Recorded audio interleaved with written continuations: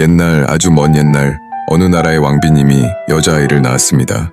살결은 눈처럼 희고 입술은 피같이 붉으며 머리카락과 눈동자는 새까만 정말 예쁜 아기였습니다. 그래서 모든 사람이 아기를 백설공주라 불렀습니다. 백설공주는 자라면서 점점 더 예뻐졌습니다. 그런데 슬프게도 왕비는 공주를 낳은 후 몸이 약해져 백설공주가 7살 되던 해 세상을 떠나고 말았습니다. 죽기 전에 왕비는 백설공주를 불러서 약이 든 조그만 병을 건네주면 서슬픈 듯이 말했습니다. 내가 죽으면 틀림없이 새어머니가 오실 거다. 위급할 때가 닥치면 이 약을 얼굴과 손발에 바르도록 해라. 위험이 사라지면 숲속에 있는 샘물에 가서 씻으면 된다. 부디 나쁜 사람에게 속지 말아라. 이렇게 말하고 왕비는 마침내 숨을 거두었습니다. 왕비가 말한 대로 왕은 곧 2번째 결혼을 해서 젊은 왕비를 맞이했습니다. 새 왕비는 무척 아름다운 분이었지만 우쭐거리기를 잘하고 시기심이 센 사람이었습니다. 왕비는 백설공주가 천사 인형처럼 예쁜 것을 본 후로는 왠지 마음이 편치 않았습니다. 그런데 새 왕비는 신기한 마법의 거울을 하나 가지고 있었습니다. 왕비는 마법의 거울을 들여다보면서 물었습니다. 겨울아, 이 세상에서 누가 제일 예쁘니? 그러자 거울이 대답했습니다. 이 세상에서 가장 아름다운 사람은 왕비입니다. 정말이냐? 백설공주도 예쁘지 않니? 그렇지만 백설공주는 아직 어린애입니다. 왕비님과는 비교가 되지 않습니다. 왕비는 거울의 대답을 듣고 안심을 하였습니다. 왜냐하면 이 거울은 절대로 거짓말을 하지 않기 때문입니다. 한편 백설공주는 무럭무럭 자랐습니다. 몇 년이 흐르는 사이에 백설공주는 가슴도 솟아오르고 여자다워졌습니다. 그러던 어느 날 마법의 거울은 왕비가 두려워하고 있던 대답을 했습니다. 백설공주가 아주 약간 예쁘답니다. 뭐라고? 왕비는 깜짝 놀라 얼굴이 창백하게 변했습니다. 간신히 기운을 차린 왕비는 이제 더 이상 거울에게 묻지 않기로 하고 얼마 동안 거울을 옷장 깊숙이 넣어두었습니다. 이 얘기를 친절한 시녀 하나가 백설공주에게 알려주었으. 나, 백설공주는 어머니가 준 작은 병을 생각해내지 못했습니다. 얼마 후 왕비가 다시 거울에게 물었을 때 거울의 대답은 청천벽력과도 같은 것이었습니다. 왕비님은 아름답습니다. 하지만 백설공주는 1000배나 더 아름답습니다. 왕비의 얼굴은 분노와 굴욕으로 얼룩지고 눈은 짙은 보랏빛으로 타올랐습니다. 왕비는 곧 산지기를 불러 백설공주를 죽이고 그녀의 심장과 간을 증거로 가져오라고 명령했습니다. 산지기는 백설공주를 숲속으로 데리고 가서 칼을 꺼내 찔러 죽이려 했습니다. 백설공주는 시키는 대로 할 테니 제발 목숨만 살려달라고 울면서 애걸했습니다. 그러자 산지기는 꺼리낌 없이 백설공주를 발가벗겨 농락한 다음 목을 졸라 죽이려고 했습니다. 바로 그 순간 숲을 속에서 갑자기 멧돼지 새끼가 달려나왔습니다. 산지기는 마음이 변해서 멧돼지 새끼를 죽이고 심장과 간을 가지고 돌아갔습니다. 왕비는 심장과 간을 보자마자 개에게 던져주었습니다. 한편 백설공주는 깊고 깊은 숲속에 홀로 남가 훌쩍훌쩍 울고 있었습니다. 어떻게 하면 좋을지 몰랐습니다. 한참 동안 울고 난 백설공주는 무턱대고 더 깊은 숲속으로 들어갔습니다. 다행히 해가 저물기 전에 조그만 오두막을 발견했습니다. 들어가 보니 집 안에 있는 물건은 하나에서 10가지 어린이용처럼 작았고 식탁 위에는 7명분의 접시와 나이프 그리고 포크가 나란히 놓여 있었습니다. 피로에 지친 백설공주는 요리와 빵을 먹고 포도주를 마신 다음 침대에 누워 정신없이 잠들고 말았습니다. 얼마 후 7명의 난장이가 돌아왔습니다. 7 난장이는 광산에서 금이나 구리를 캐는 사람들이었는데 머리는 모두 어엿한 어른이었지만 다리가 굽 엉키는 어린애 정도밖에 되지 않는 난장이었습니다. 백설공주로부터 계모에게 죽을 뻔한 이야기를 듣자 난장이들은 요리와 빨래, 바느질 등을 할 줄 안다면 집에 있어도 좋다고 말했습니다. 하지만 백설공주는 그런 일을 한 번도 해본 적이 없었습니다. 어쩔 수 없이 백설공주는 난장이들의 잠자리 시중을 들면서 이 집에서 지내게 되었습니다. 백설공주는 살결이 눈처럼 흰 미인인데다 타고난 성품이 고분고분했기 때문에 문의 나이에 비해서 금세 침실 기술에 능숙해졌습니다. 이렇게 해서 난장이들과 백설공주는 즐거운 나날을 보낼 수 있게 되었습니다. 다만 낮 동안에는 백설공주 혼자서 집을 지켜야 했기 때문에 그것이 난장이들에게는 걱정거리였습니다. 네가 이곳에 있다는 것을 마음씨 나쁜 계모가 알게 되면 틀림없이 죽이러 올 거야. 그러니까 누가 오더라도 절대로 집 안에 들어오게 해서는 안 돼. 입에 신물이 나도록 주의를 준 다음 난장이들은 일을 하러 갔습니다.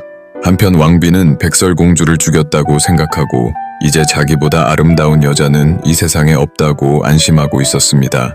그런데 마법의 거울에게 물었더 네 하늘이 무너지는 것 같은 놀라운 대답을 하는 게 아니겠습니까? 숲속의 난장이 집에 살고 있는 백설공주가 1000배나 더 아름답습니다. 왕비는 모든 것을 알아차리고 걷잡을 수 없이 나쁜 마음이 솟구쳤습니다. 그래서 재빨리 물건을 파는 노파로 변장을 한 다음 숲속의 난장이 집으로 찾아갔습니다. 문을 두드리는 소리가 났지만 백설공주는 난장이들의 말이 생각나서 문을 열지 않고 창문으로 밖을 내다보았습니다. 어머, 예쁜 아가씨네. 얼굴에 화장을 한다면 성에 계시는 왕비님보다 더 예뻐질 거예요. 노파는 갖은 아양을 떨면서 여러 가지 화장품을 보여주었습니다. 그리고 백설공주가 입술 연지를 탐내자 선심을 쓰듯 그것을 주었습니다. 백설공주는 몹시 좋아하며 입술 연지를 발랐습니다. 그러자 입술이 낙타의 입처럼 흉측하게 부풀었습니다. 어느 때와 같이 해가 질 무렵 집에 돌아온 난장이들은 모든 이야기를 듣고 백설공주를 숲속의 샘으로 데리고 가서 입술을 씻어 주었습니다. 부풀었던 입술은 거짓말처럼 가라앉고 백설공주는 본래의 아름다운 얼굴로 돌아왔습니다. 그 할머니는 계모가 틀림없어. 이제부터는 수상한 사람한테 물건을 받으면 안 돼. 다음날 난장이들이 단단히 주의를 주고 일을 나가자 이번에는 속옷을 파는 젊은 여자가 찾아왔습니다. 너무나 변장을 잘해서 백설공주는 속옷 장수가 왕비라는 사실을 알아차리지 못했습니다. 갖은 말을 다해 집 안으로 들어간 속옷 장수는 예쁜 속옷을 꺼내면서 말했습니다. 남자분을 즐겁게 하려면 촌스러운 속옷을 입고 있으면 안 돼요. 백설공주는 너무나 갖고 싶어서 난장이 집에 있던 금화를 주고 속옷을 샀습니다. 그런데 그 속옷에는 독이 묻어 있었기 때문에 입자마자 온몸이 짓무르기 시작했습니다. 백설공주가 울고 있는데 때마침 난장이들이 일을 마치고 돌아와 약초를 다려 목욕을 시켜주었습니다. 그러자 이번에도 본래 모습대로 되돌아왔습니다. 다음날 난장이들은 일을 나가면서 또 주의를 주었습니다. 수상한 장사꾼한테 물건을 사서는 안 돼. 해가 중천에 뜰 무렵 창 밑에서 노랫소리가 들려왔습니다.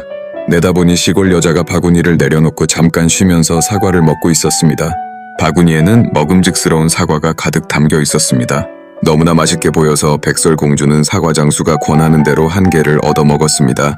사과에 독이 들어있었는지 당장에 목이 아파오고 흰 살결은 흑빛으로 변했습니다. 왕비는 정체를 드러내고 비웃으며 말했습니다. 너는 정말 어리석구나. 이번에야말로 어떤 물로 씻고 어떤 약을 발라도 소용없을 거다. 왕비의 말대로 난장이들이 어떤 방법을 다 써도 흑빛으로 변한 백설공주의 살결은 원래대로 돌아오지 않았습니다.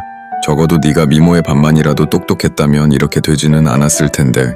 백설공주가 눈이 붓도록 울고 있을 때 이웃나라의 왕자가 우연히 그곳을 지나가게 되었습니다. 젊고 씩씩한 왕자는 백설공주의 불행한 이야기를 듣자 동정과 정의감에 불탔습니다.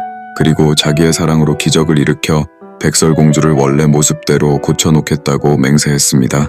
왕자는 마음씨 나쁜 왕비에게 따끔한 맛을 보여주겠노라고 큰 소리를 친 다음 서둘러 성으로 달려갔습니다. 성에 도착하자 지금까지 보지도 듣지도 못한 우아하고 기품 있는 왕비가 나타나서 왕자를 환대해 주었습니다. 왕자는 첫눈에 왕비의 아름다움에 매혹되었습니다. 그리고 왕비의 기지 넘치는 이야기를 듣자 그토록 동정했던 백설공주가 어쩐지 바보스럽게 여겨졌습니다. 게다가 흑빛이 된 백설공주보다는 오히려 왕비가 진짜 백설공주 같아 보였습니다. 젊은 왕자는 아름다운 왕비를 사랑하게 되었습니다. 왕비도 씩씩한 왕자에게 사랑을 느끼게 되었습니다.